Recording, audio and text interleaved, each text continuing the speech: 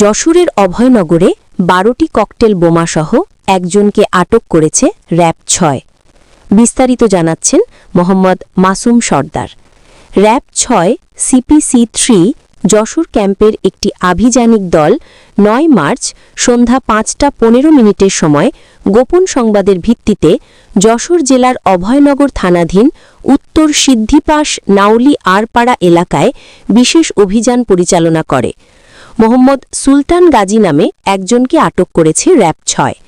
এ সময় উপস্থিত সাক্ষীদের সম্মুখে গ্রেপ্তারকৃত আসামির হেফাজত হইতে বিশেষ কায়দায় সংরক্ষিত ১২টি বোমা সদৃশ ককটেল উদ্ধারপূর্বক জব্দ করা হয়।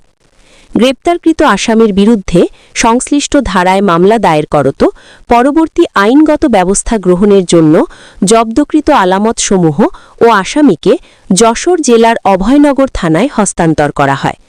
মোহাম্মদ সুলতান গাজীর বিরুদ্ধে যশোরের অভয়নগর থানায় অস্ত্র আইন, চুরি ও হত্যা চেষ্টাসহ মোট ৩টি মামলা রয়েছে।